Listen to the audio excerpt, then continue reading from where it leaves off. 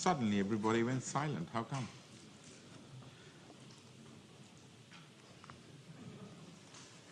Right.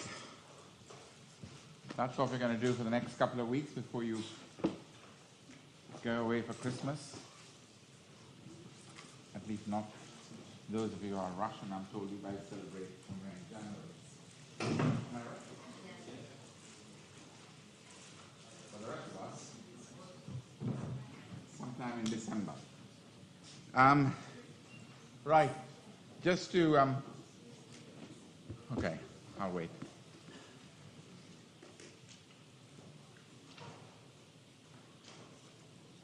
Anything interesting on Instagram? Huh? Tinder? Okay, I've got your attention now. Right, let's get to work. Couple of things I wanted to say before I start the class. One is that standardized seminars are improving significantly, which I'm very pleased about. And groups of people who would otherwise, due to cultural reasons, would remain silent are now coming forward with viewpoints and very good analyses. So I'm very pleased about that. Yesterday, I really had a A+ analysis from someone for part of the problem that we were looking at, and that was very good as well. But I'm trying at the same time to encourage those from, how am I going to phrase this? Are you guys wanting to sit up there for some reason? There's lots of available space down here. I don't have a ball patch, so you can't find it. You want to come down here? No? These guys are nice, they won't bite. They're very nice, friendly people. Okay, anyway, you want to stay up there, you can. I guess that's one way of avoiding my asking you a question, because I can't see you. So I'm quite pleased with the progress, but I would like to ask those of you who are from what one might call broadly non-European legal backgrounds to try and change the way you approach legal education, your relationships with your professors, and try to participate more. Okay, I think that's important, because this is a module where you do need to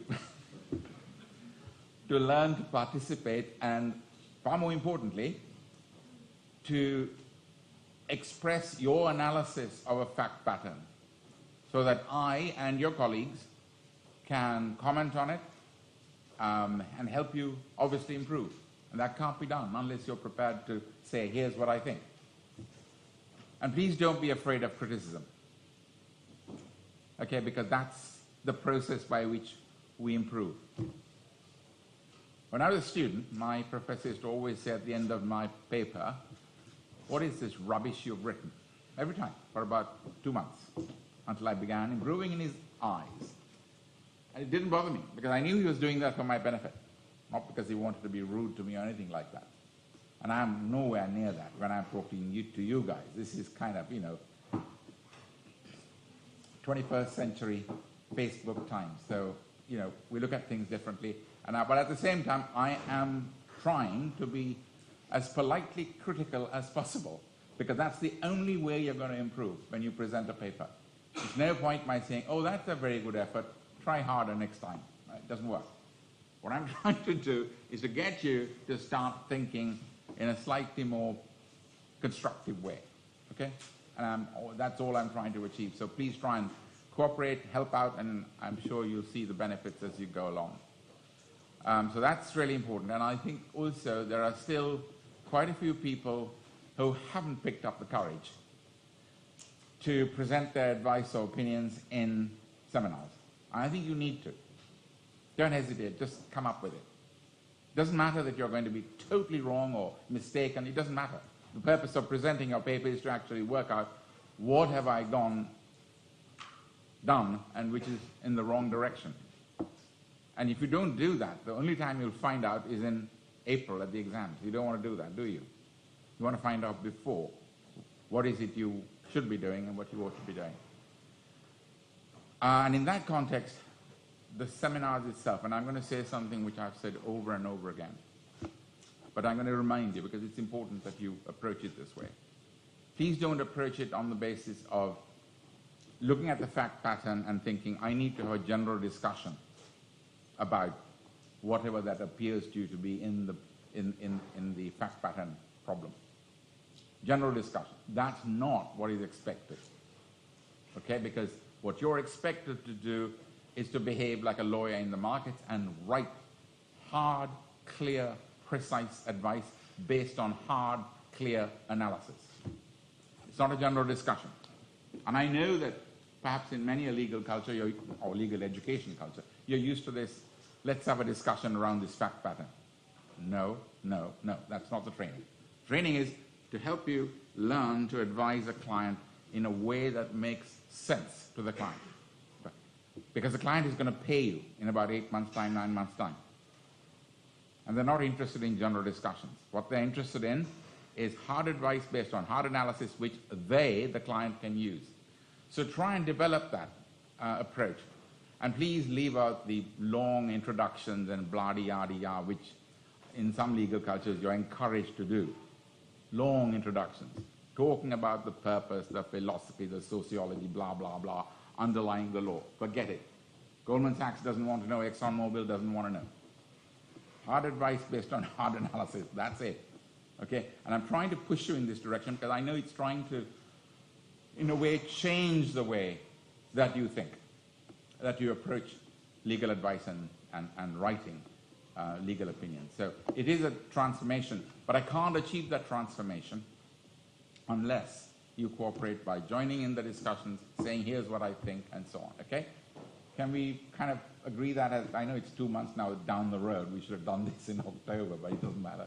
I'll keep on repeating it until you guys actually do it. Okay? Good. Great. Otherwise, any questions on syndicated loans before I move on to international bonds? Yeah. When there are two lead managers, co-lead managers, or more than one at least, how do they cooperate with each other? And if one cannot perform, does the other one just jump in?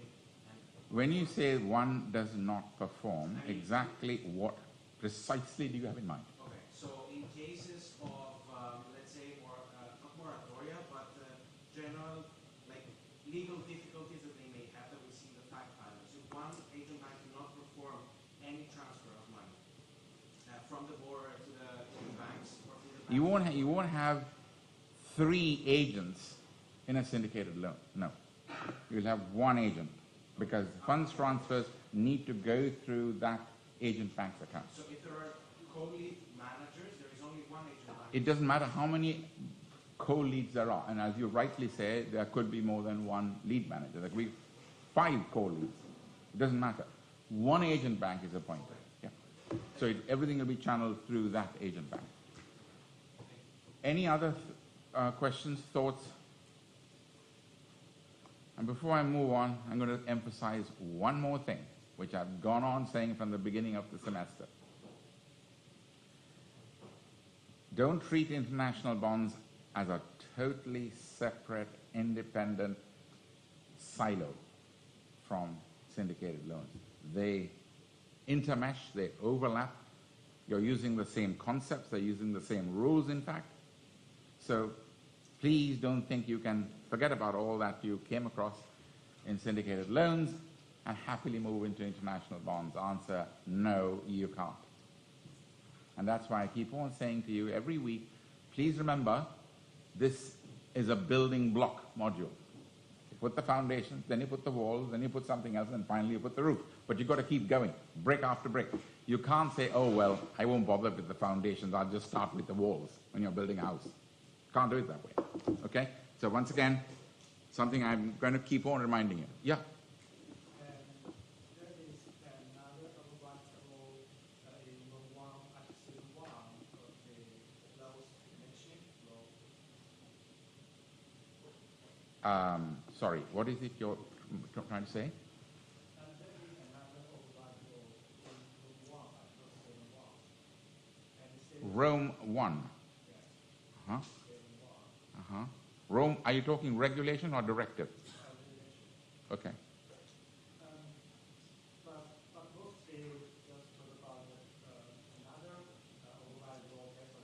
What is, tell us what you think is, what you believe Article 7.1 says. As I said, if the situation had those conditions, as long as provided under the law of the state country, those rules must be applied, whatever the law. You're looking at the directive. But, so I wonder, what this rule will, No, it's not, because it's not a Rome regulation rule that you're reading. That's a Rome directive rule. Have a look again as to where you're getting that from. Okay? Because that's one of the things that the sharp difference between the old Rome directive and the Rome regulation, that it got rid of all the exceptions except for two. One is the Article 9.3 exception for illegality by the law of the place of performance and mandatory rules of the place of performance. One. Two, which we can completely ignore, and that is where all the facts and connections of a transaction are with another law system, totally irrelevant in the global market, right? So we don't have to worry. There's only one real exception in the Rome regulation. That was deliberate in order to provide absolute certainty in the markets. That was the purpose of the Rome regulation. Once you introduce close connection rule, you're dead. You're into that wonderful American rules in the conflict, their conflict of laws, which leaves you in the air, getting opinions from 14 law firms, all of which are contradictory to each other as to which one has the closest connection in relation to a transaction. That's what the EU has got away from. It's a major advance on other law systems. So let's not please go back and look at the directive. It's not the one we're looking at. Coming back, anyone else wants to raise anything? Yep. I have a question about the LIBOR, Like, London Interbank Offered Rate. yes, okay. I'm wondering, how could the borrower know how long he should ask for the loan? How long should how would the borrower know how long the borrower should ask for an interest rate fix? It's not borrowing, it's interest rate fixing.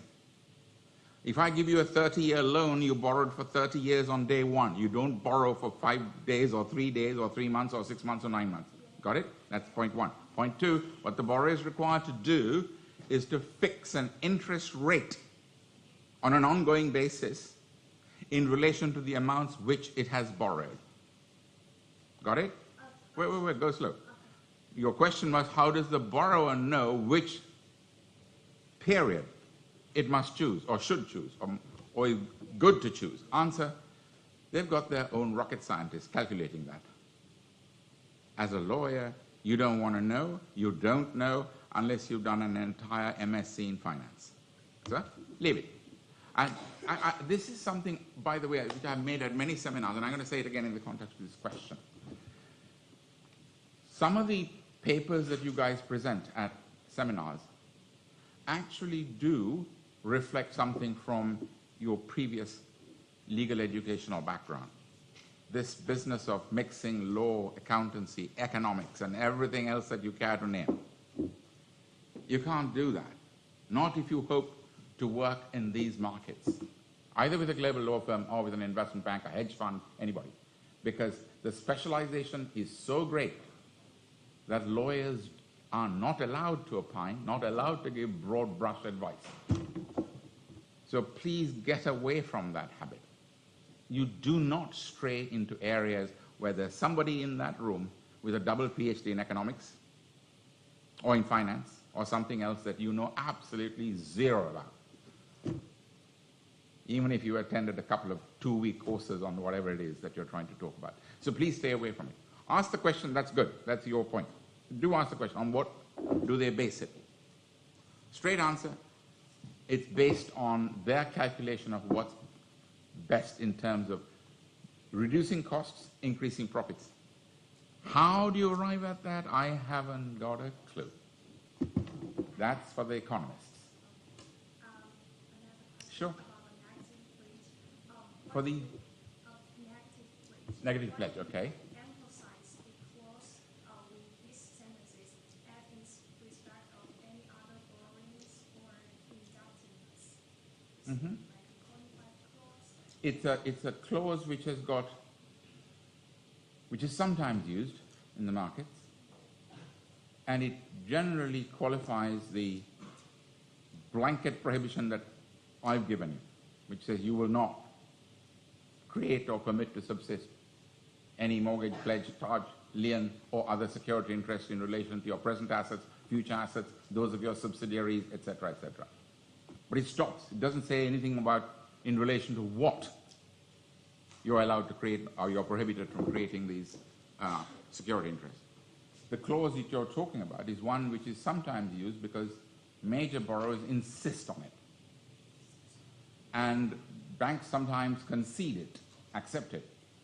But the narrowing of the range of the standard negative pledge clause by the words in relation to borrowings or indebtedness can have serious consequences, as we talked about, because it narrows the impact of the negative pledge clause. I think the example I gave you, which I'm going to run through with you, are you at any seminars coming up? When? Good. Ask me then.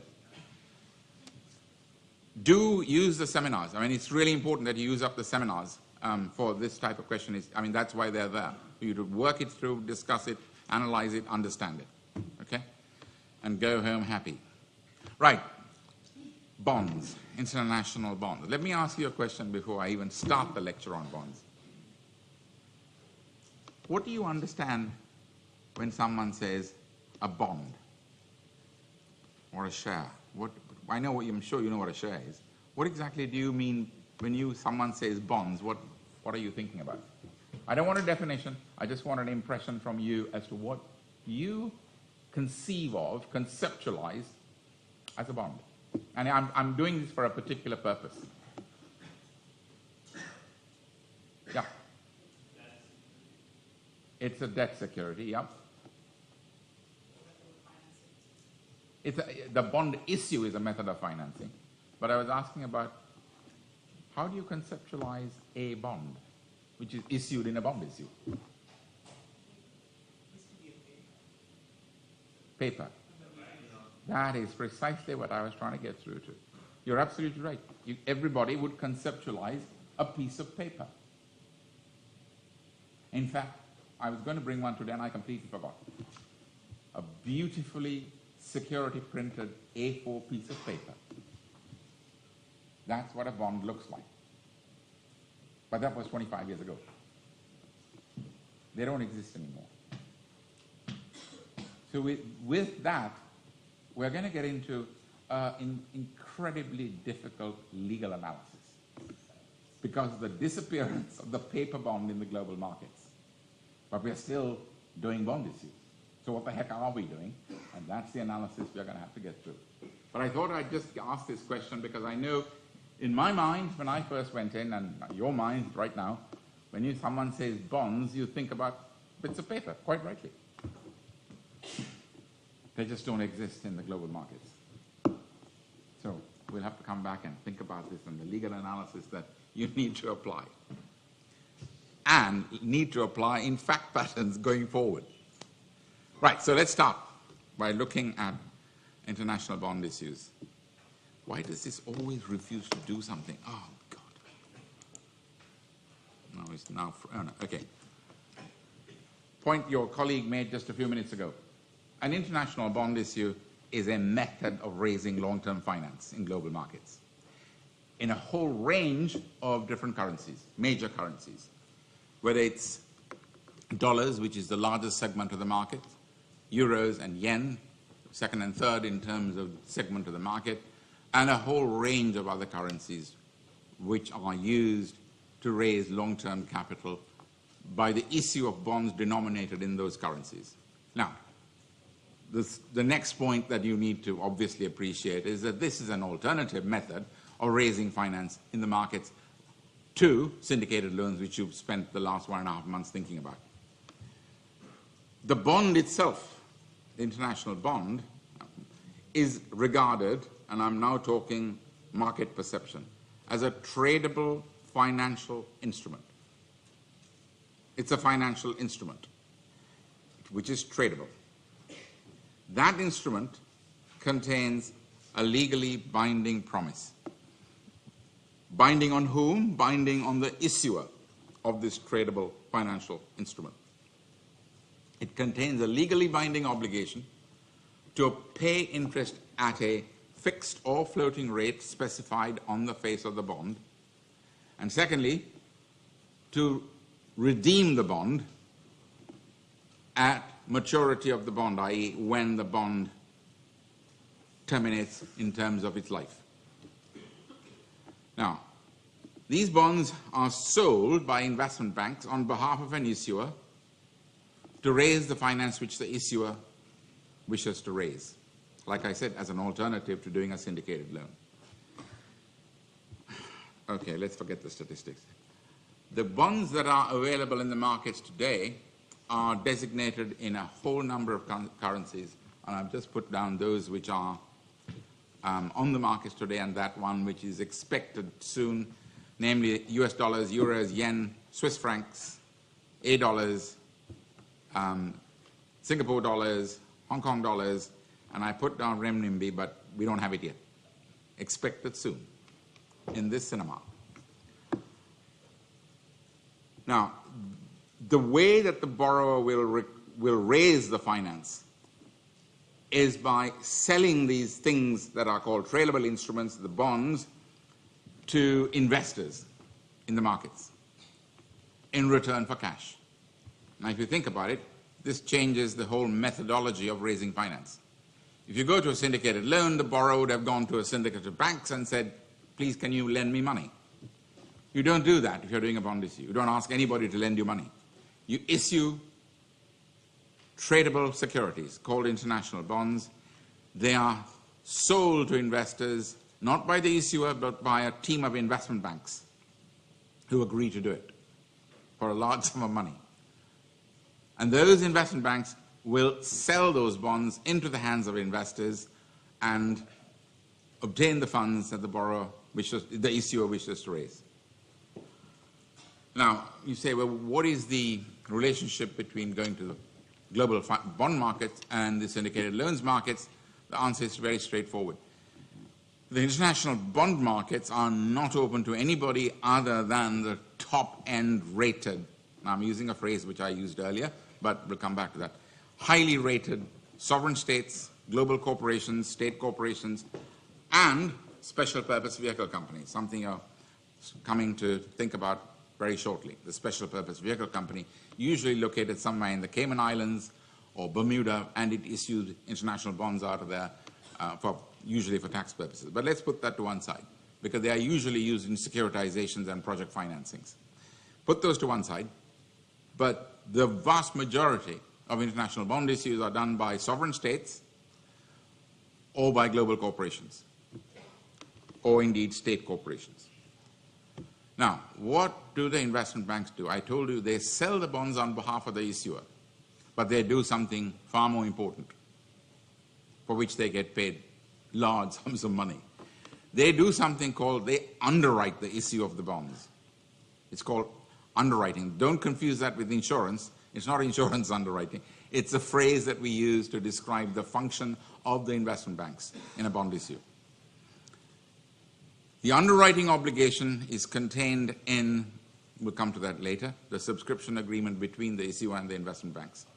And in there, the investment banks agree with the issuer that it agrees to sell X $100 million of dollar-denominated bonds or euro-denominated bonds by a date specified in that agreement, called the closing date. And if on the closing date all of the bonds of the issuer have not been sold into the markets, the investment banks who underwrite the issue agree to buy all the bonds that have not been sold to investors. That's the underwriting obligation for which banks get paid significant sums of money. Now, clearly that obviously makes you realize that investment banks have an expertise to know what it is that can be sold out in the markets. Whose bonds? In what currencies? At what interest rates? That's the expertise that the investment bank brings to the table, to a sovereign state, to a state corporation, or to a global corporation.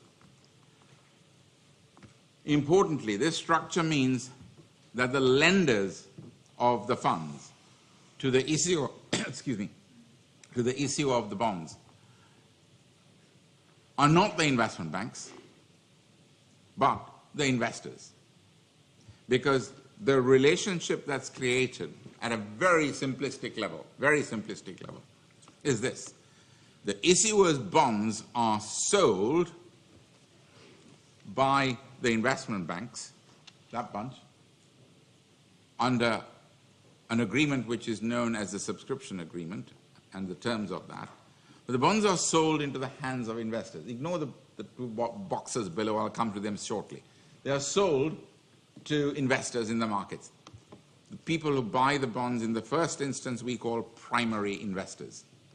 If those investors then sell, there are secondary investors, third-tier investors, and down the chain of sales. But for the moment, let's just concentrate on this relationship. These primary investors, when they buy the bonds, have a debtor-creditor relationship with the issuer, because the issuer needs to pay the interest due on the bonds to these primary investors on an ongoing basis, and when the life of the bonds, the term of the bonds, is over, the bonds mature, as it's called, and the bonds have got to be repaid, and that is a debt owed by the issuer to the investors. So the entire relationship on the funding side, the finance side, is between the issuer and the investors, not with the banks. Okay? Let's get that very clearly in our heads. Now, who are these investors? Just to be clear about what we're talking about. Once again, this background is important to understand, because you can't understand the structure unless you understand the commercial context. The people investing in there are those: central banks, financial institutions, pension funds, insurance companies, fund managers, and of course, other banks and multinational corporations. They themselves buy them. Why? As investments. That's why they buy them. But that's where it stops. In that diagram, that very simplistic diagram, those are the primary investors, nobody else. So what happens to people like you and me and others? Well, straight answer is they are not sold to us. Not to individuals, never to individuals, and never to small corporations or medium-sized corporations. I mean, many people, when I say medium-sized corporations, will think of medium-sized corporations in their home state. No, I'm talking at a global level. They don't get into this market, even to buy the bonds. The reason is there's no law prohibiting it. The point is that the moment an issuer and investment banks start selling bonds to anybody other than those groups of institutions, huge volumes of regulatory law from the US, from the EU, from Japan, from Singapore and Hong Kong and everywhere else suddenly hits that bond issue, making it extremely difficult to manage because of the compliance requirements of regulatory law. So easy answer, cut them all out. Don't sell to them. Nobody wants to sell international bonds to farming companies in Arkansas. Who cares? Consequently, that's the group to which the investment banks will sell the bonds, and that's the group that they target. Now, that's not to say that small companies, even individuals, can't buy international bonds. Yes, they can. They buy it from secondary buyers of the bonds. The first tier are those, the second tier are smaller companies, smaller banks, domestic companies, domestic banks. And it's from those that you can buy bonds. You can go to a bank in the UK or in France or Germany or Japan or China, and you can say, I'd like to buy a dollar-denominated bond, and they'll sell it to you. But the reason why they can is because they are geared up. Geared up meaning prepared. Good, somebody just looked up when I said geared up with a look of, what the hell is he talking about? Raise your hand and say, what is geared up? Because I'm using phraseology which sometimes may not really make any sense. Because they're not ready to to sell to anybody else they meaning the investment banks in the first instance, in the first primary market, are not geared up, not prepared to sell to anybody other than this from a legal perspective. But the smaller banks, the smaller institutions which buy the bonds from the primary markets are prepared, ready to deal with individuals and small companies. They have put in place all the regulatory requirements which will enable them to sell to small companies, to individuals and others. Okay. So that's how they would do it. And if you want to go and do it, you'd probably want to go to a bank, a broker, or a dealer which has purchased bonds in the primary market from a primary investor. So there is the primary investor. A dealer here would buy the bonds from that primary investor, and if you are an investor who wants to buy the bonds, you'd go to that dealer and buy it off that particular dealer. So there's a cascade of sales that's involved. Right. I've dealt with that. Let me move on. Now let's look at a little bit more in terms of the characteristics of international bonds. Something about bonds which is common with shares. They are inevitably, not always, listed on a major stock exchange. Doesn't matter where, Tokyo, London, Paris, Luxembourg, Frankfurt, Hong Kong, and Singapore. You'll notice the absence of New York on that list. The obvious absence. I'll come to why in a minute. But here's a very important point which you need to take away, and don't ask again and confuse your fact pattern analysis with this one. Although bonds are listed, i.e. registered on a stock exchange, the bonds are never traded on that stock exchange. Repeat, never traded on that stock exchange. If a share is listed on the Frankfurt Stock Exchange, it will be traded, bought and sold on that stock exchange. If a share is registered and listed on the Tokyo Stock Exchange or the Shanghai Stock Exchange, that's where it will be traded. But bonds are not. They're listed, and the reason for listing is, once again, regulatory. Regulatory law requires it. But once listed, the trading does not happen on that exchange. It's not on-exchange trading. International bonds are traded electronically on screens provided by the International Securities Markets Association, or ISMA. So you want to trade bonds, you need an ISMA screen. How do you get an ISMA screen? By joining ISMA. How do you join ISMA? Well, you got to be a particular type of institution, bank, or dealer of a particular level of financial credibility. You don't have an ISMA screen, you don't trade bonds. End of story. Because you need access to a Bloomberg screen, a Reuters screen, Telerate screen, which is approved by ISMA for trading purposes. Otherwise, you can't trade. These words you'll come across over and over again. Bloomberg screens, Reuters screens, Telerate screens. The other feature which you need to keep on remembering is that bonds are rated by the rating agencies. Each bond issue is given a rating when it's issued by Standard & Poor's, Moody's, or Fitch, or indeed all of them.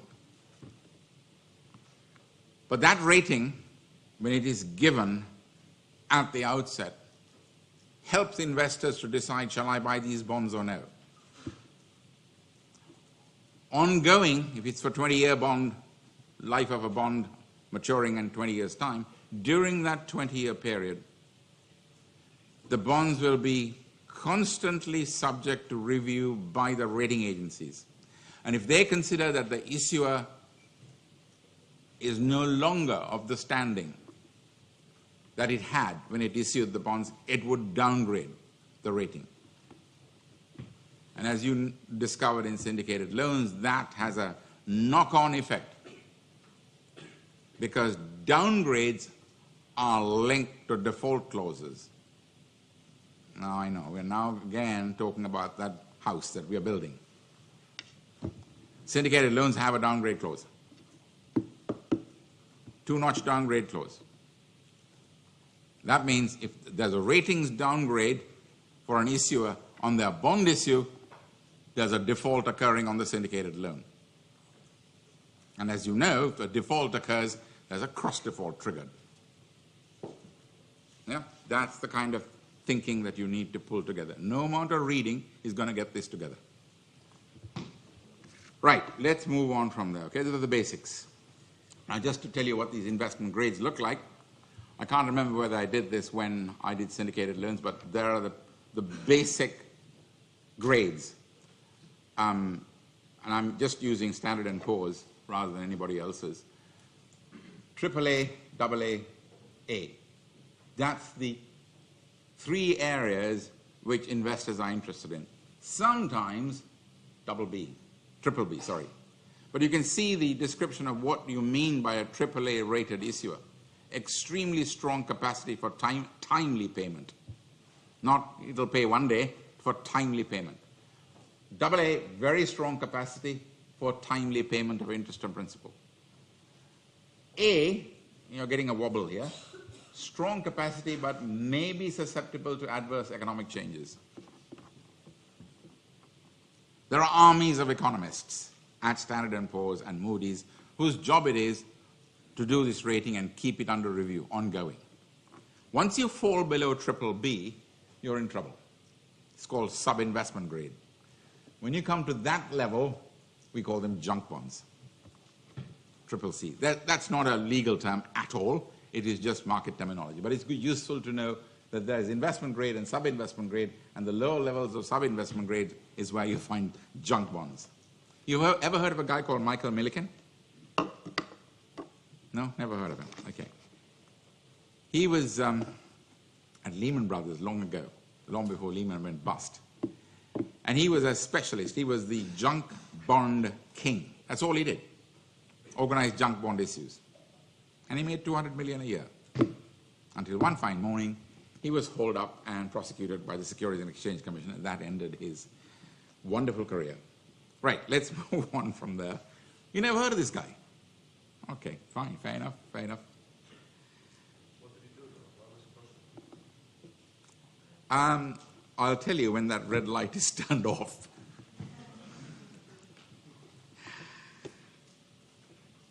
Maybe at a seminar.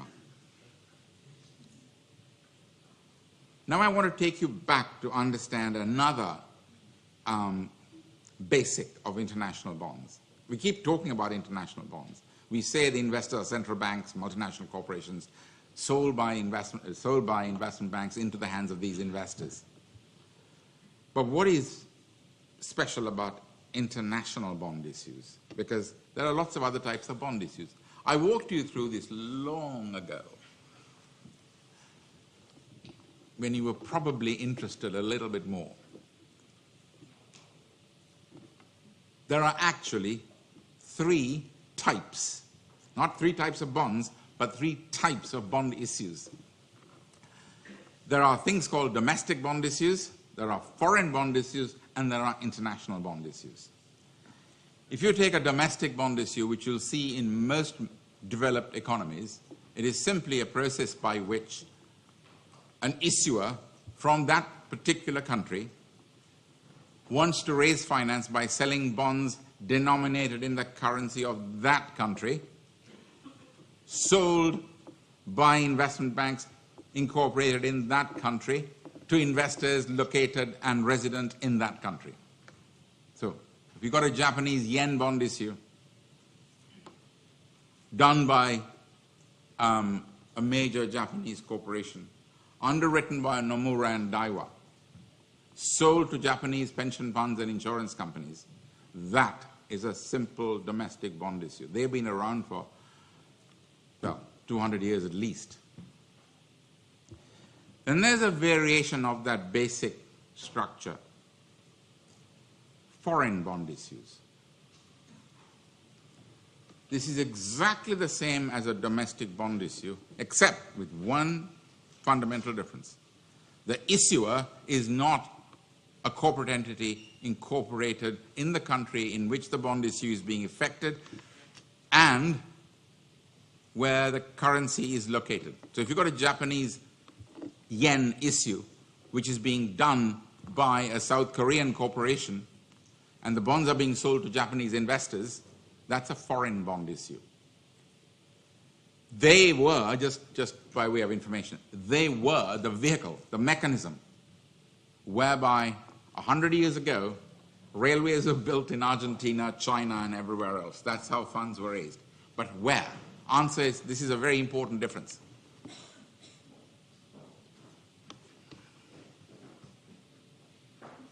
That's okay.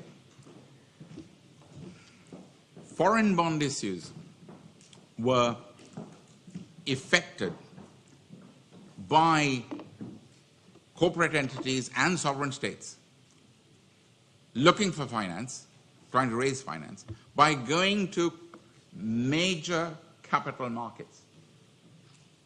If you look at the 20th century, the biggest capital market to which everybody went was the United States. Slightly earlier, late 19th, maybe even early 20th, the other big capital markets were Germany, France, and Britain. There's a reason for it, because these were the richest countries. That's where the surplus capital was, and that's where you went to issue your bonds and raise your finance. That was the traditional structure. And then somewhere in the 1970s, or was it even late 60s, this structure changed radically. And what we now have is a completely different structure. First of all, bonds are issued in different currencies. It's not in Japanese yen in Japan. It's in any old currency that you can use to raise finance. Secondly, you don't go to the country of that currency to raise the finance. You go to a global center for capital markets.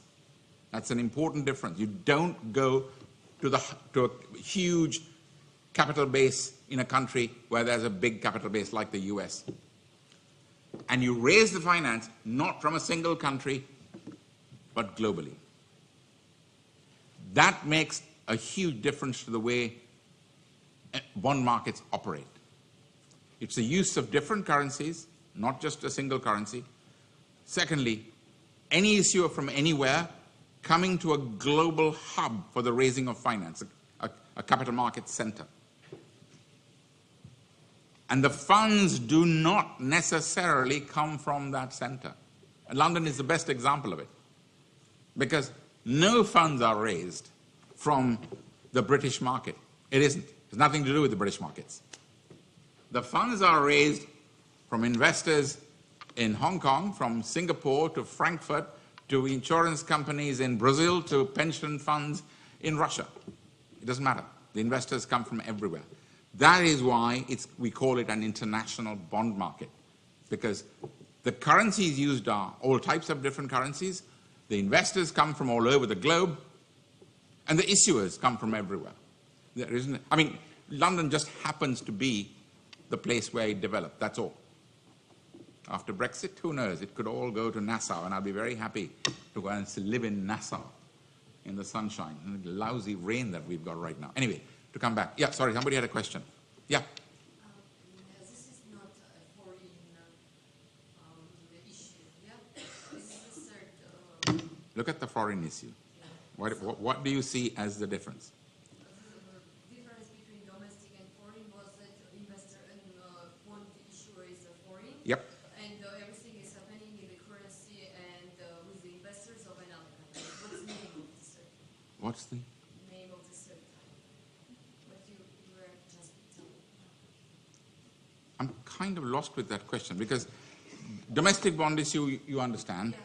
Foreign. A foreign bond issue you understand. When we go into this one, it's an international bond issue. Or a global bond issue, whatever word you want to use. So, to summarize, the domestic bond issues are issued only to investors in a given one country only. The bonds are denominated in that local currency, in our example, yen. And the bonds are sold from a location in that country by a local corporate issuer to investors in that country. Whereas international bonds, if you now understand how different the structure is. Now you might just go back, recap for 3 minutes, 5 minutes.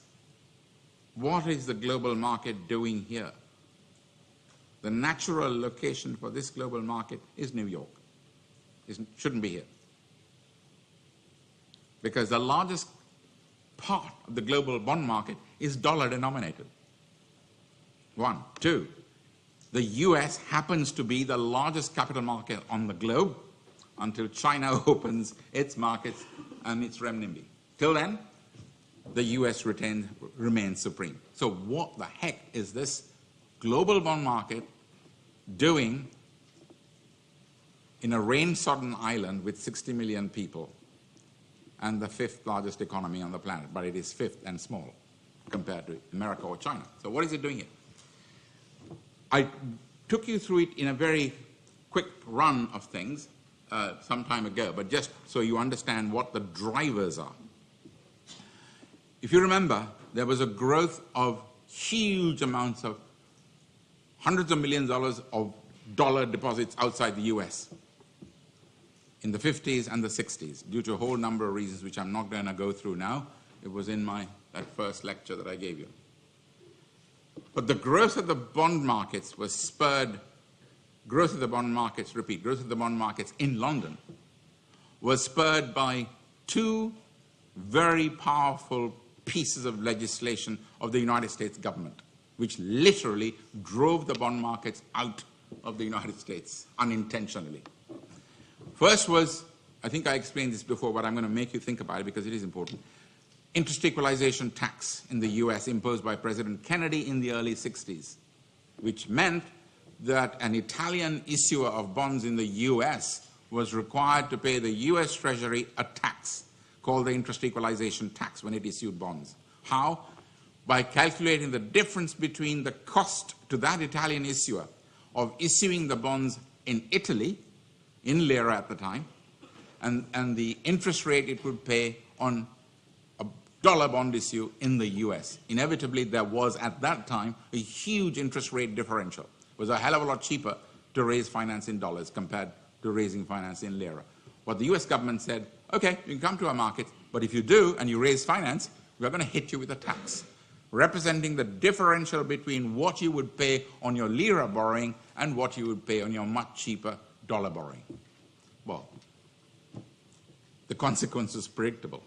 Everyone said, like hell, I'm not paying these crazy taxes, I'm going to go somewhere else. And that somewhere else was already developing through the existence of these huge hundreds of millions of dollars of deposits in outside America.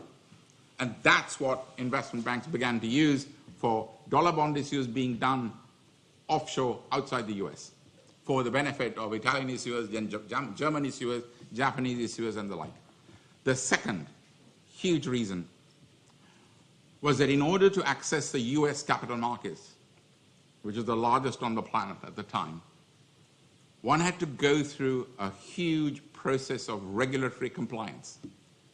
Registration statements to be filed with the Securities and Exchange Commission. It's still there, but if anyone who was there at this time, not that any of us were, but from those who were around doing this stuff in the 60s, it was hugely cumbersome, hugely administratively onerous, and even more importantly, it was expensive to comply with. And that's not the lawyers' fees we're talking about.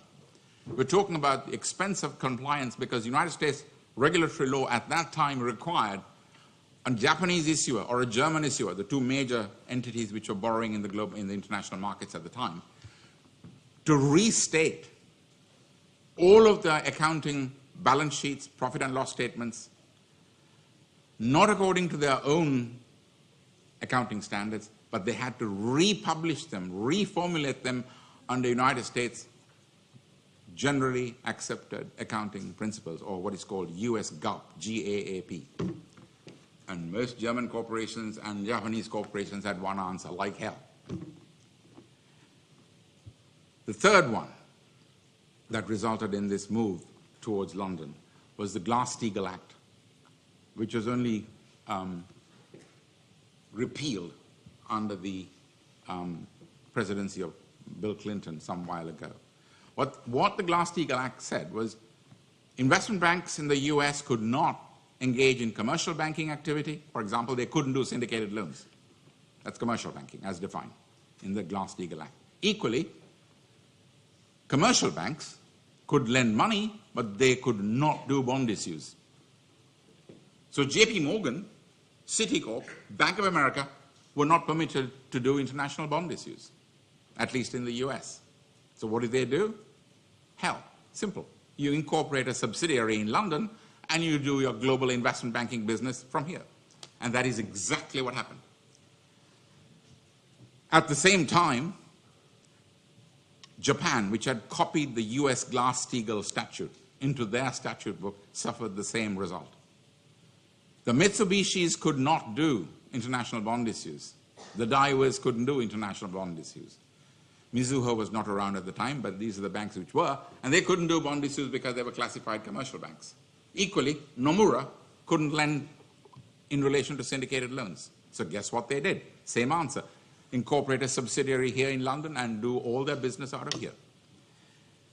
That resulted in a massive growth in the global capital markets in London because of the shift out of the US. Now, of course, the US realized they made one heck of a blunder. But it was too late. The markets had moved. So that gives you a kind of rough background to the markets. And in fact, I'm no economist and I'm no economic historian or financial market historian, but most financial market historians agree that the first issue of what we can now look back and say, that was the first international bond issue, was actually done by an Italian corporation which had been shut out of the US capital markets due to interest equalization tax, Autostrada, which is an Italian motorway company. And it issued in 1963. That's what economists are saying, that was the first issue. But from the first bond issues which are denominated in dollars and issued out of London came a whole number of other things. Markets are very quick to respond. Well, if you can do dollar bond issues out of London, well, why not Deutschmark issues? Why not French franc issues? Why not Swiss franc issues? Why not Hong Kong dollar issues? And so on. And of course, by year 2000, arrived the euro, in Europe at least, and that started the growth of this euro bond market. And by the way, don't confuse the two phrases. American lawyers still imagine they're in the 1960s. And when they want to refer to an international bond issue, they refer to Eurobonds. And most of us think, Eurobond? This is not a Euro bond. It's denominated in yen. What the hell are you talking about? But when they mean Eurobond, they're talking about the old days, 1970s, when bonds issued out of London were referred to by US investment bankers as Eurobonds, because they were in Europe somewhere.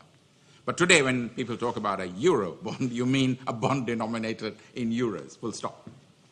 So you had a question? You will find it. I mean, you sit there with one of the more senior-ish partners in some of the US firms, they'll still say, it's a euro bond. And you think, really? Heard of the euro? It actually happens to be a currency of Europe. Anyway, the market now is, there are a whole number of centers which have grown up with the hub, the central hub in London, but you've got Zurich for Swiss franc issues, you've got Hong Kong for HK dollar issues, Sydney for Australia and New Zealand dollar bond issues, Frankfurt, Paris for euro issues. So it's not a market which is centered only in one place at all. There are other centers as well. But it's a huge market. 2016 outstanding, $78 trillion. That's the Bank of International Settlement statistics for the international bond markets. Now, needless to say, just a comment before I move on. This worry that people will leave London, go to Frankfurt and Paris. You know when that was biggest? In the year 2000, when the United Kingdom decided to stay outside the Eurozone. And everybody said, oh my God, that's going to be the end of it all. Everybody's going to go to Frankfurt where the euro is. Nope, nothing happened.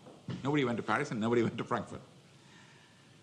90% of euro bond issues, bonds denominated in euros, are still done out of London today.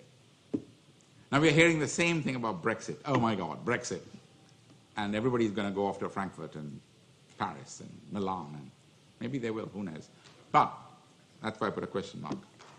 Right, let's move on from there. That's the background you need to remember when we are looking at how this market works. and you're looking at it now as a lawyer. Now, let's look at some legal questions. Like I said earlier, the bond and the bond issue is not a modern phenomenon. The international bond issue is a modern phenomenon. But the traditional bond issue, domestic bond issue, foreign bond issue were around in the 19th century. But the way they worked was that, like many of you said when I asked you the question, what does a bond make you think about? It was a piece of paper. The issuers printed beautiful bits of paper, like euro notes or dollar notes, cash notes, and then sold them to investors in bonds denominated in small amounts, like $5,000 or 5,000 Deutschmarks or whatever the number, whatever the currency was, all adding up to the total amount of, say, 400 million. That was a traditional issue. So actual bits of paper were printed and issued and distributed. The investors actually received these security printed notes and bonds.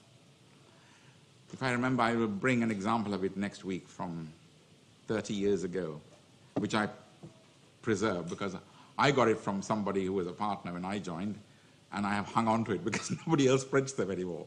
But I'll bring it in class so you can see it. Anyway, the bonds, when bought and sold, were transferred from one investor to another. So if I sell a bond to you, I would hand you the actual bit of paper. It was actual physical transfer from one investor to another. Because of that feature, transfer from A to B, they were, in classical legal terminology, be it common law, be it continental European, Germanic, it was regarded as not only a tradable instrument, but a negotiable instrument. Without going into 3,000 cases about what is a negotiable instrument, which we're not interested in, I'll tell you why in a minute, the key feature difference between a tradable instrument and a negotiable instrument is simple.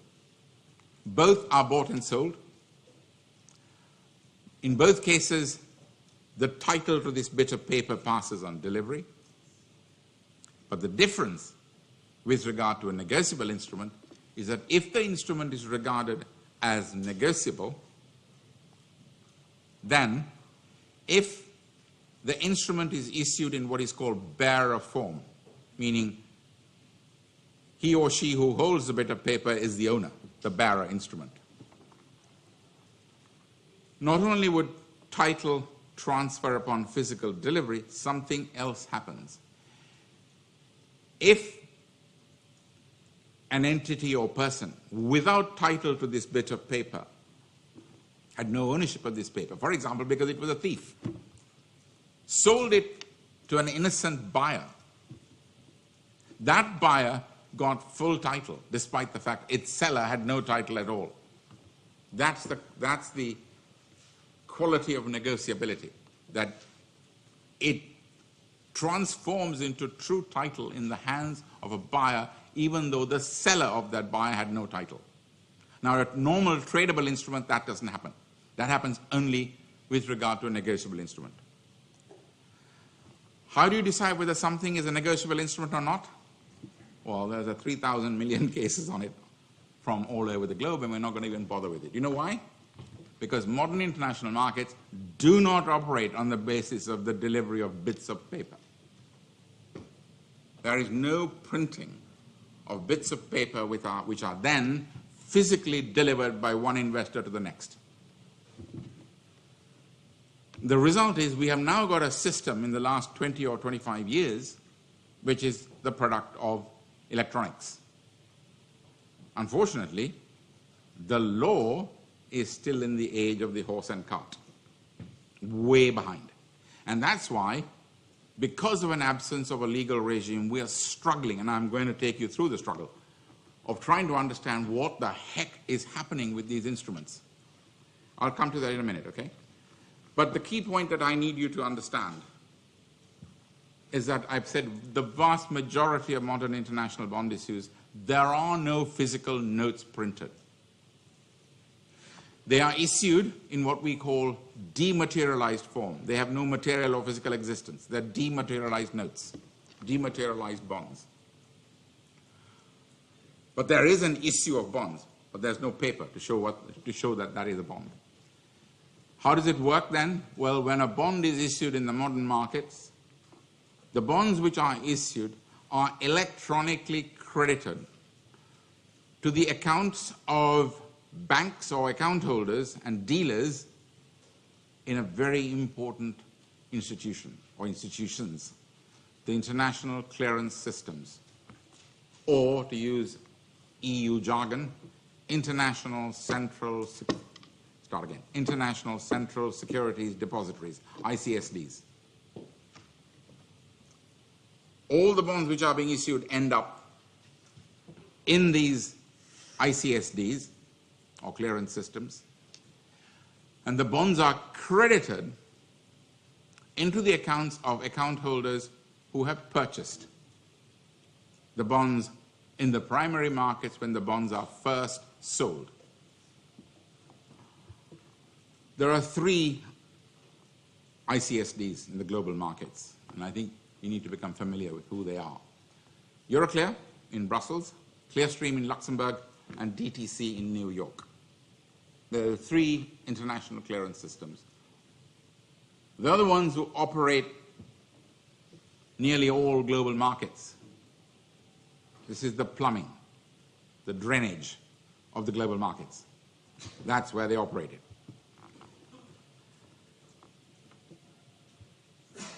There's only one piece of paper which is issued in a modern global or international bond issue. It's called a permanent global note, which represents in paper form, A4 printed paper form. This is not security printed, it's an A4 printed piece of paper, signed by the issuer. But importantly, it represents all of the bonds which have been issued electronically. So if you've got $1 billion issue of bonds, there'll be one piece of paper which represents the $1 billion of bonds issued. It's a paper issued and signed by the directors of the issuer or the central bank governor if it's a sovereign state. That's the legally binding obligation in relation to all of the debt issued. But underneath that, bonds in much smaller denominations, usually $5,000 or 10,000 euros or $10,000, are issued and sold to investors and credited to the accounts of the clearance systems in those amounts. The permanent global note or bond represents all of the bonds issued. Try and follow this. You miss this, I promise you, you will never grab it again. You know why? I forgot to tell you this. There isn't a lot written on this. There's some in my book, there's some in Philip Wood's book, but the structure isn't analyzed clearly. Okay? So try and follow it through here without checking Tinder. Because if you do, you're going to be lost for the next semester. This structure you need to understand very clearly. The dematerialization and trading of bonds via the international clearance systems. That is the fundamental feature of the markets. But do remember that while the bonds, the denominated bonds in $5,000 or 5,000 euro amounts are credited to the accounts of account holders who buy these bonds in the international clearance systems, the totality of the bonds, the total amount of the bonds sold, is represented by an actual legally enforceable bit of paper, the permanent global bond, signed by the issuer's directors and handed over to the clearance systems on closing date. If you are happy with these concepts, I'm going to move on. So the global note is the only piece of paper which emerges from the issue, and it is issued to the clearance systems or the ICSDs.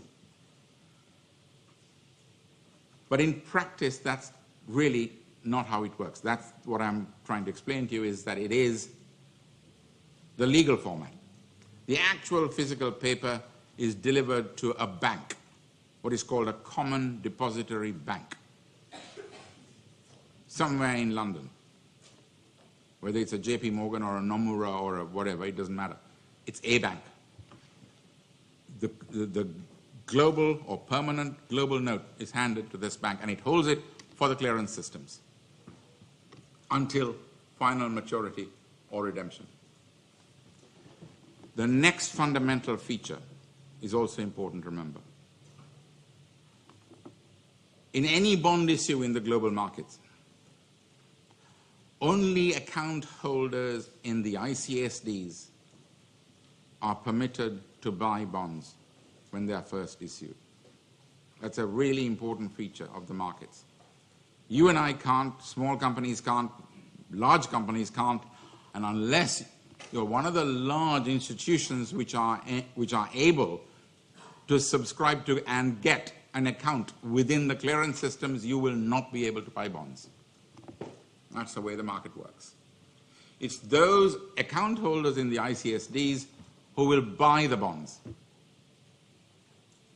in the first instance. Thereafter, the bonds can be bought and sold. By whom? To whom? First, by the account holders in the clearance systems, and the first lot of sellers, buyers, are also likely to be other account holders in the clearance systems. Those are the trades which are now reflected on the Telerate Reuters screens authorized by ISMA, the ISMA screens. This is the process that we've talked about as dematerialization. One more feature which needs to be remembered. When bonds are bought and sold, because there's no piece of paper, you're not buying a piece of paper, you're buying, the seller is selling and the buyer is buying, an amount of bonds designated in fungible amounts like 1 million, 2 million, 5 million, 10 million, 400 million. And that amount is credited or debited in relation to the accounts which hold them in the first place. Trading is in fungible amounts. But next comes the question that you have to think about. What happens when an account holder in the clearance system, which has purchased bonds in the initial issue of the bonds, wants to sell to someone outside the clearance systems? Answer, yes, of course you can. There are dealers, other pension funds, companies who want to invest in bonds issued by Sweden or ExxonMobil or Hyundai or whoever the major corporations are. Those investors will buy from account holders in the clearance system, because those outside the clearance system who want to buy bonds need to buy it from account holders in the clearance systems. Now that means that there's another mechanic which is necessary, mechanism that's necessary. Each account holder, let's say JP Morgan, purchases $500 million worth of Mitsubishi bonds issued by Mitsubishi on day one. Now supposing it wants to sell 100 million of those bonds as investments to the Central Bank of Brazil. Central Bank of Brazil may not have an account with the clearance systems. So how does it work? Well, the straight answer is that because there's no piece of paper that can be delivered to the Central Bank of Brazil, what JP Morgan would do is to say, I'm selling you 100 million of these Mitsubishi bonds, and I will credit it under your name on my electronic books, my meaning JP Morgan. So what you will see in practice is that the JP Morgan account at Euroclear or Clearstream will have, how much did we say they bought in the first instance? I forgot now. 400 million. They bought 400 million, they sell 100 million to the Central Bank of Brazil. The accounts in the Euroclear system will show 400 million for JP Morgan, but with one separation. Separation is showing 100 million held for client of JP Morgan. Right? Now if the Central Bank of Brazil sells 50 million of the 100 million it has bought to a dealer, a bond dealer in New York, How is that going to be represented? Answer, the Central Bank of Brazil will tell the New York dealer, I will record this sale on my books, my electronic books. And the New York dealer now has a relationship with the Central Bank of Brazil. Has anything changed on the books of JP Morgan? No. Has anything changed on the books of the clearance systems? No. What you get, therefore, is a diagram like this, which you will find on Keats, and which I said, do download it, print it up, and bring it into class. Now, I bet you, if I said, how many of you have got this diagram, the answer will be about 2 people, correct? 1, 2, 3, yep, I'm right, I was right. Oh, some of you actually got it. To understand this structure, you've got to live and breathe this format, because you cannot understand the law applicable without understanding this structure. That's why I spent time to explain to you how it works. It's much easier if you've got this diagram in front of you. So, to go back to this and put it back into this diagram, day 1, issuer sells bonds through investment banks. Those bonds which are sold are credited only to the accounts of account holders in the clearance systems, who are the only people who can buy them. So, account holders in the clearance system will have bought the bonds. Hundreds of account holders, brokers, bond dealers, investment banks, central banks, all sorts of people will have accounts. They will have bonds which they have bought credited into their accounts. When they make a sale, let's take, assume this was JP Morgan, it sells half the bonds it has bought to a corporate treasury division in Brazil, a central bank in Mexico, a fund manager in London.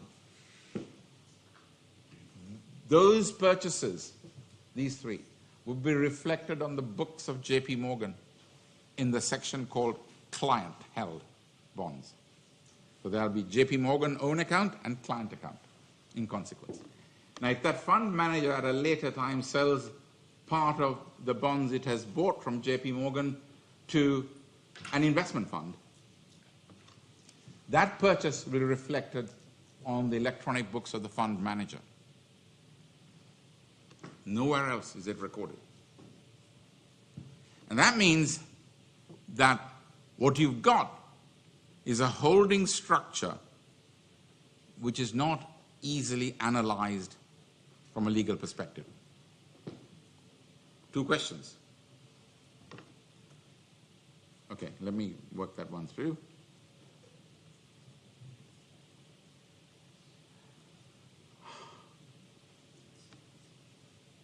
Okay, sorry, I'm going to have to go back. So what happens in this structure is that you've got to work out 2 things. One is, what exactly, as a legal matter, is being bought and sold? Exactly what? And what rights does a 3rd tier investor or a 4th tier, 5th tier, 6th tier buyer get against the original issuer? This is an opinion that most of us have written 100 times. People say, we bought bonds. What do you mean we have got no claim against the issuer? And you write a long opinion explaining this structure and how the structure works. There is actually no relationship between the investment fund here and the issuer. Because if the investment fund turns up at the issuer's door and say, I bought some of your bonds, I'd like my money, they're going to say, who are you? We have no record of you. The only record they have is who are the account holders who bought the Mitsubishi bonds credited to the clearance systems. And that's why it's fundamentally important to recognize that the initial sales of bonds, when they are first sold, will only be within this purple box, the international clearance systems and account holders in the clearance systems. Everybody else has got to buy from them down the chain of sales. I know, that's the first thing to come to grips with, this structure. Yeah, sorry? What if nothing changed and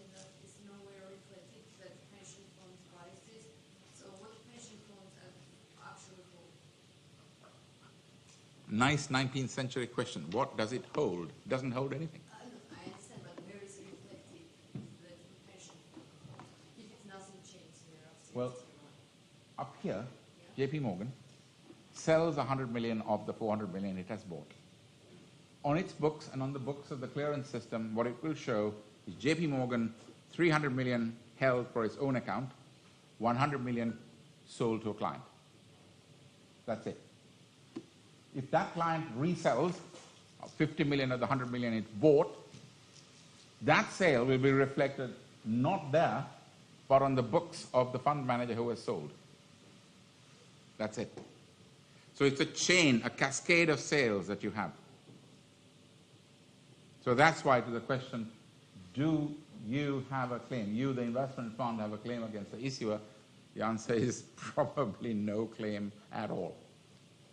We'll come to that analysis shortly, but just to put you in the picture. Yeah? What's the difference between permanent and temporary global bonds? I'll come to that in a second, but here's the answer, very, very quickly. The permanent global bond is a piece of paper printed, signed by the directors of the issuer or the central bank if it's a sovereign state, acknowledging the obligation on the $1 billion bonds which have been issued, which are to be redeemed in the year 2035, and to pay interest at such and such a rate. Stop. That's it. That's the permanent global bond which is issued. Where did you come across temporary global bond?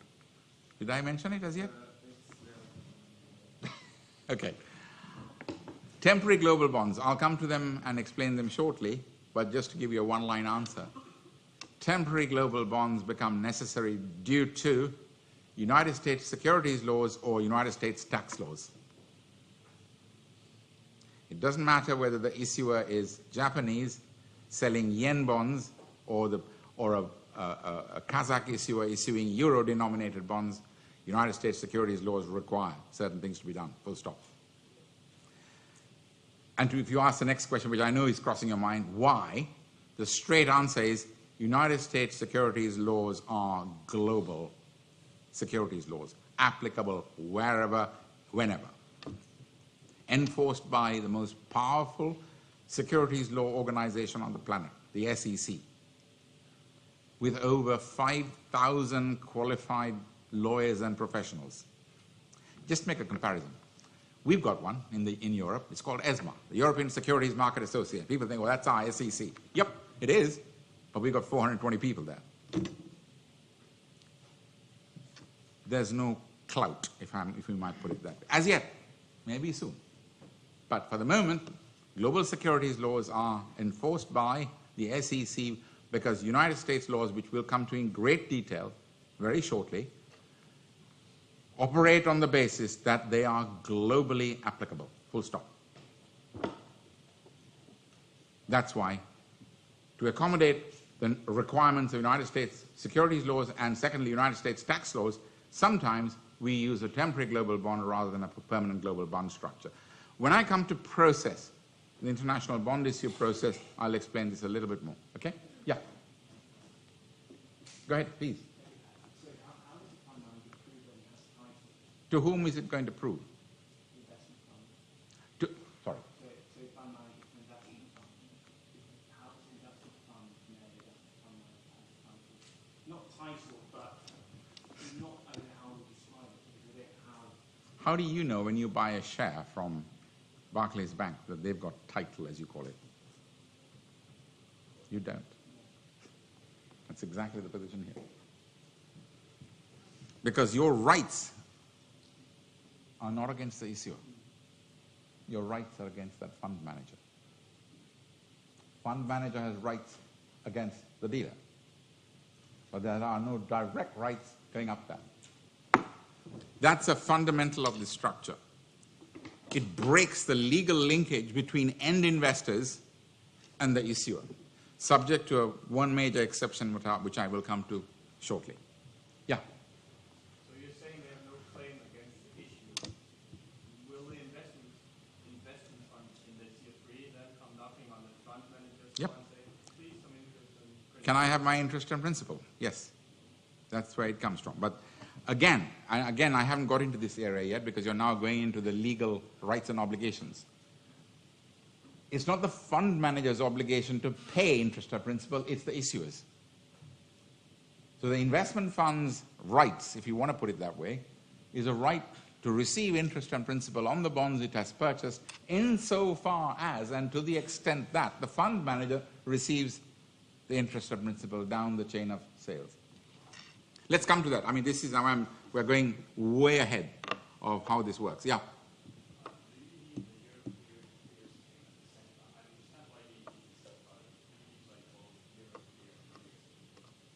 Yes, the largest holders, if I want to use that old-fashioned word, holders, of international bonds are Euroclear and Clearstream, not DTC. Well, you can have just one or you can have two. Doesn't matter. Because the bonds can be credit important. The rule is that bonds have got to be credited to accounts in the Euroclear, Clearstream, DTC systems.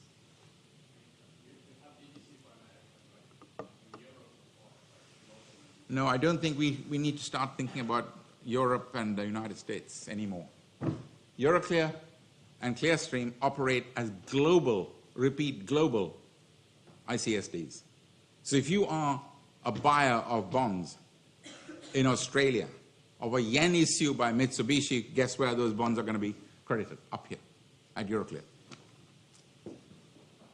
And therefore you need to get away from this, that's European and that's American. Yes, you can. All you need is a clearance system into whose accounts the bonds can be credited. The difficulty of doing it that way is commercial, nothing legal. Everybody in the Euroclear system as account holders are not the same ones in DTC or in Clearstream, and vice versa. So if you're going to sell bonds to a whole range of buyers, investors, well, more clearance systems better, because you'll have a larger set of account holders who can buy.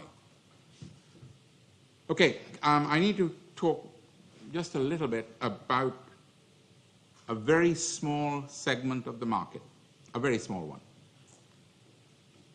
And oddly enough, this segment is driven by South American investors. And I'll come to why in a minute. Anybody from Brazil? I know there are Brazilian lawyers here somewhere. Not that you'll admit it, but because I'm not going to ask you a question. Okay. And we've got one Chilean lawyer, haven't we? Whom I was talking to yesterday. Where's our Chilean lawyer? Oh, there you are. There are many jurisdictions in South America which actually require a different approach to international bond issues. There's a tiny minority where, in fact, bonds are printed. Because in some countries in South America, investors will not buy unless they are told, yes, there are printed bonds out there somewhere. So they do print it at great cost. If your target market includes even 20% of South American investors, well, or indeed, sorry, I should say Central American and South American, Mexico, Brazil, Argentina, Chile, and so on, you will have this rather hybrid structure. Paper notes, paper bonds are actually printed. Like in the old days, in small denominations of euro 10,000 or dollar 5,000 or whatever to the aggregate amount. These are nowadays called definitives. Please remember that phrase and don't look at me at seminars with a blank face when I say definitives. Those are the printed bits of paper representing small denominations of bonds. They are issued when the bonds have been sold to account holders in the clearance systems. But here's the difference. These bits of paper are not given to and distributed to the account holders in the clearance systems. So what happens to these bits of paper when the bonds are issued? Answer, they are delivered to the clearance systems, and to be in practice, it will be delivered to a common depository bank for the clearance systems. They are then put into a bank vault, these beautifully printed notes, and forgotten for the life of the bond. It's a crazy system. It's a very expensive way of doing it. But the reason is this investor psychology of saying, I'd like to know there's a piece of paper out there. But the actual definitives are never traded or delivered in the course of bond trading. The bond trading, regardless of whether these are called immobilized issues because pieces of paper are immobilized. They don't move.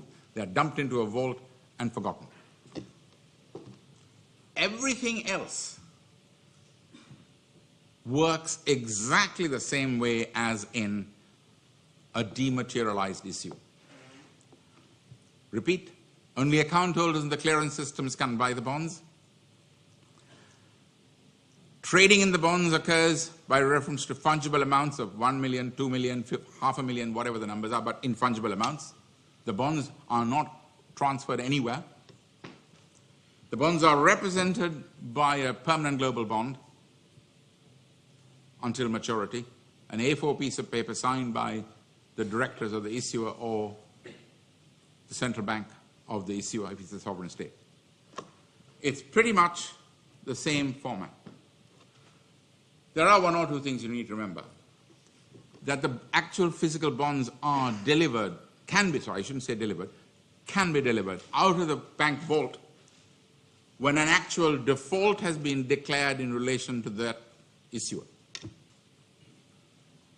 to enable investors to take enforcement action. This is the crucial feature which some South American investors apparently say must be the case. We must be able to put our hands on those bits of paper in the case of default and start suing. One of the questions we will look at in detail is whether or not that is a well-founded concern and whether the printing of definitives actually addresses that problem at all. We'll come to that later. But the same structure works. Purchases of bonds directly from the issuer is confined to dealers and financial institutions which are account holders in the clearance systems. They trade in fungible amounts, and the trading of the bonds does not refer to any specific amount, any specific bonds. And the account holders are credited with fungible amounts.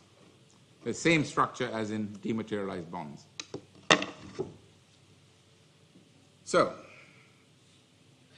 one question.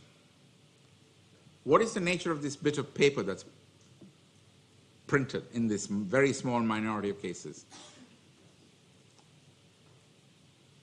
We talked about the global one. Now let's look at these definitives in the rare cases when they are printed. Well, they too are a debt instrument constituting the debt of the issuer under the governing law of the bond instrument. It contains an enforceable promise to pay interest and principal. I'll get on to zero coupons and perpetual some other time, but just in standard case, it contains a promise to pay interest and a promise to pay the principal specified on the face of the bond. It contains a legal promise on the face of the bond. One, that title to that piece of paper passes on delivery, and secondly, that the issuer's obligation is to pay, quote, unquote, the holder of the bond. And in that context, the bond, the definitive, is said to be a bearer instrument. Otherwise, you don't have a holder if there is no bearer. But both of these structures raise extremely complex issues.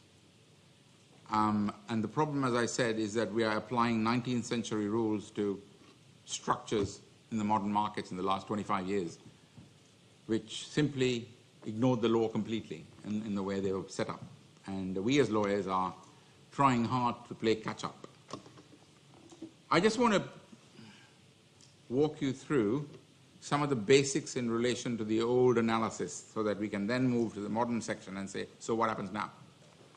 Well, the traditional legal analysis was that at least these bits of paper, the definitives, were in fact, insofar as they were payable to bearer and transferred upon sale by physical delivery from one holder to the next. These were regarded as negotiable instruments. Now we are talking 19th century, early 20th century law. What law determined negotiability of this instrument? Answer the lexitus of the physical instrument. Where was the physical instrument located? That was easy because it was a physical bit of paper. That was the common law rule, and that was the same in the Napoleonic and the Romano-Germanic systems. But that is based on the existence, A, of a physical bond, and B, on the delivery upon a sale of that physical bond. Two essential features of the old analysis. That's what produces the negotiability concept. Transferable upon delivery, and there is an actual bit of paper. That doesn't happen in a modern market. First of all, in dematerialized issues, there is not even a piece of paper. There is, yes, a permanent global bond. But that permanent global bond is delivered from A to B to C? No, it isn't. Simply issued by the issuer, lodged with the clearance systems, and that's where it stops. In the immobilized structure, where definitives are printed, security printed, so there is, therefore, a piece of paper, unlike in dematerialized issues. But that piece of paper is put into a bank vault and forgotten about. It is never delivered from A to B to C in trading. Consequently, one of the essentials of the old law of negotiability simply doesn't exist in the modern markets, even in the less than 10% or 5% of issues which actually uses the printing of definitives. There is a permanent global bond, but do remember the permanent global bond is never delivered from A to B to C. It's simply held by the Common Depository Bank for the international clearance systems to represent all the bonds which are being sold in the markets. Are we clear so far? I'm just trying to get you to understand the structure before we even get anywhere near the legal analysis. Do you follow that so far? And that's why I said I needed you to bring that diagram in, because it's the best way of actually following what goes on. The permanent global bond, if you look at it from a legal perspective, is a debt instrument under governing law. It constitutes the debt of the issuer to all of the investors. And therefore, that permanent global bond is the basis, the legal basis of any claim to be brought against an issuer. Nothing else. That is the legal instrument upon which a legal claim can be brought against the issuer. Now, as I pointed out, that permanent global bond is held by a common depository bank for the clearance systems. It doesn't go anywhere. So you want to sue, you need to get hold of that piece of paper. Just remember that for the moment. If you got definitives, i.e. printed bits of paper, they will give you a right to sue the issuer. But they too are locked up in a vault in a bank. So unless you can have delivery of those bits of paper into your hands as an investor, you can't sue. If you want to go back up to that structure, if this investment funds has invested in a bond issue where there are definitives printed, held by a common depository bank, if it wants to proceed against the issuer in the event of default, it will need to demand delivery of the bonds, the physical bits of paper, from its fund manager, who will in turn ask the dealer, who will in turn ask the clearance systems to deliver the physical definitive bonds down the chain of sales, if you want to go sue the issuer. You'll see when we look at the legal aspects that that's really not an option in real life, but theoretically, that's the only way you can do it. Now let's move on from there. So, like I said earlier, the major question for us in these markets is exactly what is the regime, the legal regime of rights created by this electronic trading structure. Somebody have a question down here? Yeah. Because what you've got is a multi-tiered electronic holding structure in relation to the bonds. Holding in the sense of recorded on electronic books from seller to buyer to seller to buyer, down the chain of sales. So what we need to do then is ask ourselves this question of what is the legal regime created?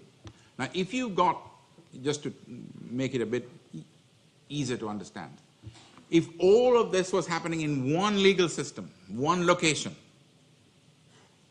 the legal analysis would be a hell of a lot simpler. Because, for instance, in the United States, you've got the Uniform Commercial Code, which controls securities held within the US.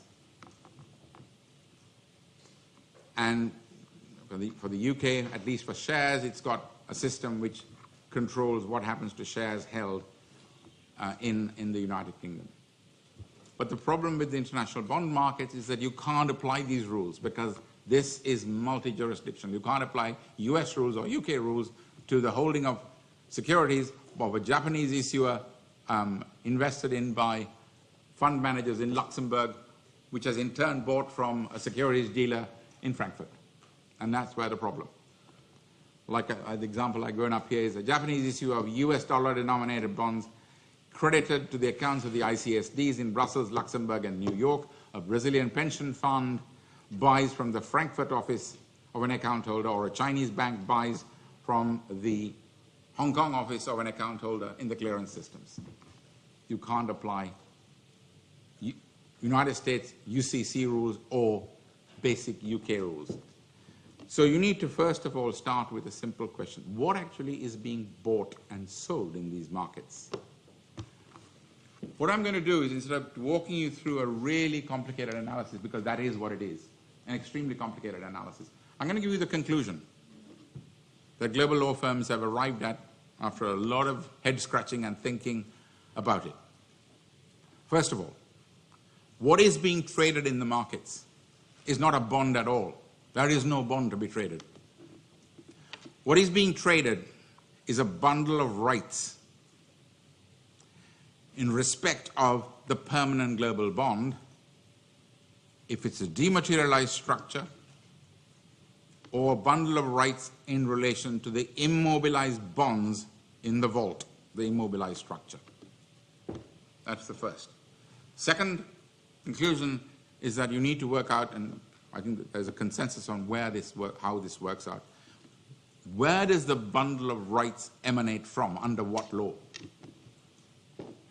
Since there are no bits of paper, the bundle of rights which are being sold in the markets, traded in the markets, can only arise under the law systems applicable to the international clearance systems, to whose accounts all bonds are credited.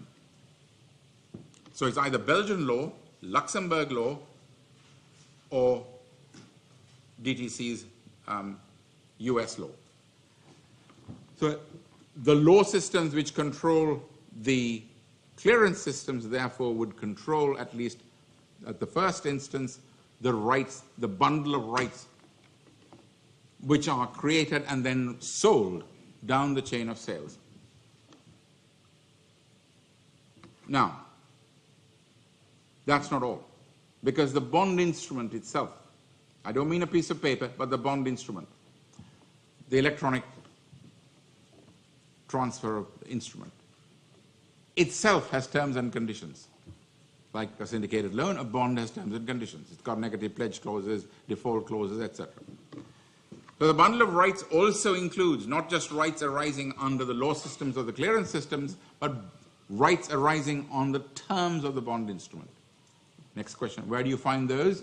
Well, the answer is that in any international bond issue, there is something called a pro forma bond, meaning a format of the bond that will be sold electronically. You find that, we'll come to that when we look at the documentation, at the back of the subscription agreement used by the investment banks. Don't worry about it for the moment, but it's there as a pro forma document attached to the subscription agreement. Those terms and conditions are the ones that are also being transferred from A to B to C, because that's part of the bundle of rights. That pro forma bond with all its terms and conditions is also found in something I haven't yet discussed with you, the bond prospectus, because every bond issue will have a prospectus, which is required by regulatory law. And in there would be the pro forma bond setting out terms and conditions, interest rates, redemption dates, currencies, negative pledge clauses, cross-default clauses, the whole works. It will be that. So the bundle of rights which is being transferred down the chain of sales are the terms attaching to the bond instrument contained in the pro forma bond, plus the rights arising under the international clearance system's own laws in relation to whatever it is that's being credited to the accounts of account holders. Just to take you, I mean, it's not terribly clearly drafted, but just to take you into the Euroclear terms and conditions of holdings within the account holding systems of Euroclear. The original decree is a Belgian Royal Decree of 1967, but it's been amended over and over again. And its Article 4 is still the original Article 4 which we're looking at. It only refers to contractual rights that the account holders have, that they have a right to fungible amounts but not to any specific securities, which is absolutely right because it's dematerialized. But it also talks about a right that each holder will have to deliver or possess an amount of securities of any issue equivalent to the amount credited to any securities clearance account in its name. The reason for that formula, that you have a right to delivery, is that many bond issues have the very strange provision, which we will come to, saying that if the issuer goes into default and there's a declaration of default in accordance with the terms of the bond instrument, investors in the clearance system will have a right to demand printing of actual bonds and delivery of the bonds. And the reason I mention this is because it's there in Article 4. But 2 seconds of thinking and you'll realize it's a waste of time. A corporate entity is insolvent, it's in default. The last thing they're going to do is run around printing definitives because of Article 4. So it's a theoretical possibility only. But the only thing that it does emphasize is that the rights created under the international clearance systems are contractual only, subject to one condition. That if you ask the next question, what happens if Euroclear or Clearstream or DTC goes insolvent? Well, back into the terms and conditions of Euroclear, which then provides that in the event of the insolvency of Euroclear, Clearstream, excuse me, account holders will have proprietary rights, ownership rights, in relation to the pool of bonds which are within the clearance system. And it will not fall into the insolvency of Euroclear. Same is true of Clearstream, and same is true of the Clearstream rules are to be found in the Luxembourg Grand Ducal Decree of 71. And the US rules applicable to DTC are to be found in Article 9 of the UCC, Uniform Commercial Code, which are exactly the same as those at Euroclear, i.e. contractual rights only, that's all you have as an account holder against the clearance system. But if the clearance system goes bust, goes into insolvency, those contractual rights for delivery and possession of whatever it is that's in there turn into proprietary rights, convert, transform into proprietary ownership rights such that the bonds within the clearance system and the accounts within the clearance system do not go into the insolvency of the clearance system. So in a sense, there's a duality of the rights that are being created within the clearance system. Initially contractual, but upon insolvency of the clearance system, proprietary ownership rights. I think that's enough to kind of keep you in the need for a bottle of wine at the next junction. But let's summarize.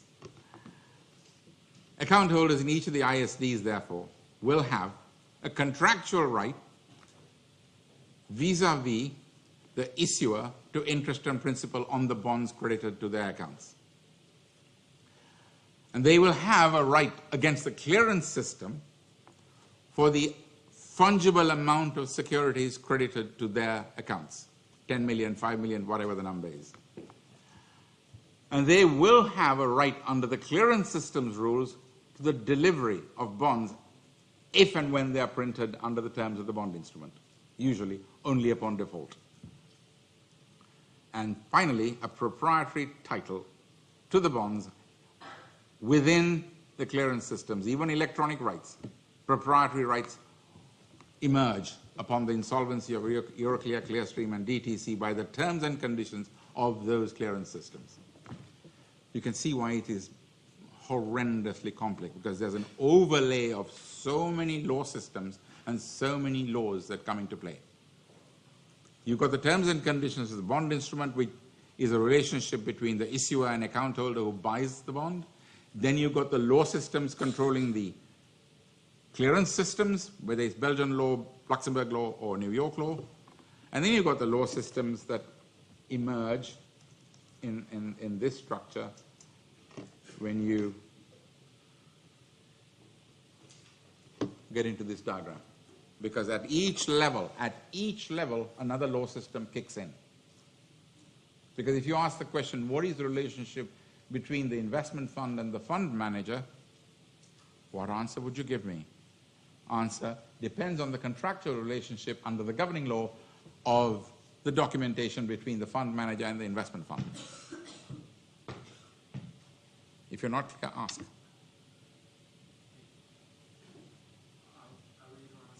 What the heck is going on? No, I know. Most people don't. But I think that's why I asked you, please, to bring this piece of paper in and try to follow it through. It's not easy. It won't sink in day one. It'll take a while. It takes a while. And I say this because even in the global law firms, it hasn't sunk into one heck of a large number of associates, not to mention junior partners. Because all that people dabble in is the documentation. You don't look under the bonnet of the car, open the engine and have a look. That's the engine you're looking at, the plumbing. Yeah? No, we don't, because that depends on whether that's a Luxembourg fund manager dealing with a fund in France. That could be a corporate treasury of a global corporation located in Hong Kong or Shanghai dealing with a dealer which happens to be a Japanese bank. So you don't. No, absolutely not. It's a principal-to-principal transaction which occurs. And I'm giving you the broad brush at the moment. But to be clear, there is dealing documentation, sale and transfer documentation, which are generally on standard terms as between a fund manager and an investment fund, or investment fund and a bank, and so on. It's pretty much the same stuff. Saying we will pay you interest on principal if we get it from the issuer. That's the fundamental promise that is made, nothing more. It doesn't say we will pay you interest on this bond. Absolutely not.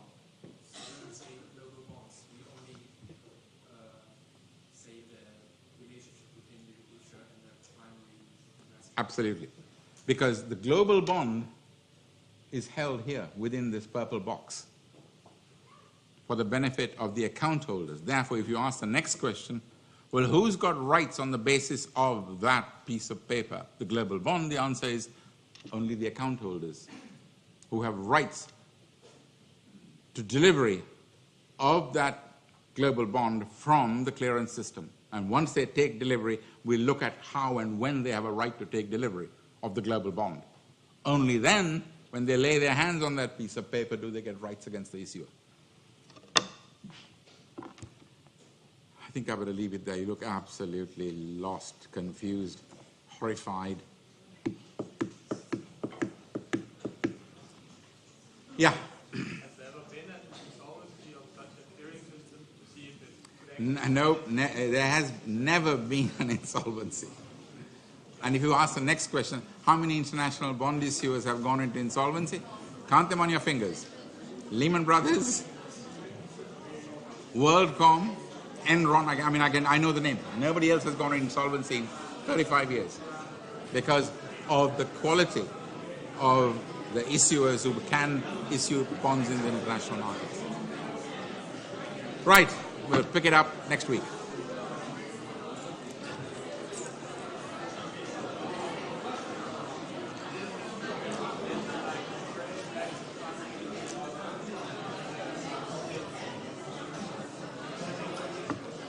Why don't you guys ask these questions when I say any question? Oh, okay, sorry. Yes, of course. Yeah, sure.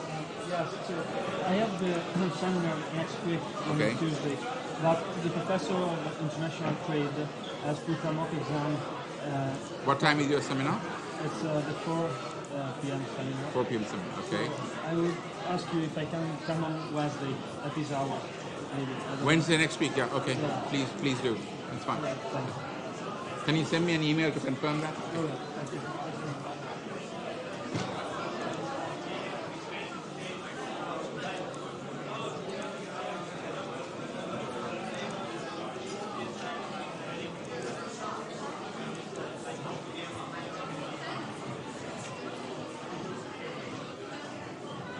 Hi. Recovered from yesterday? Where do you guys go after? Do you go to dinner?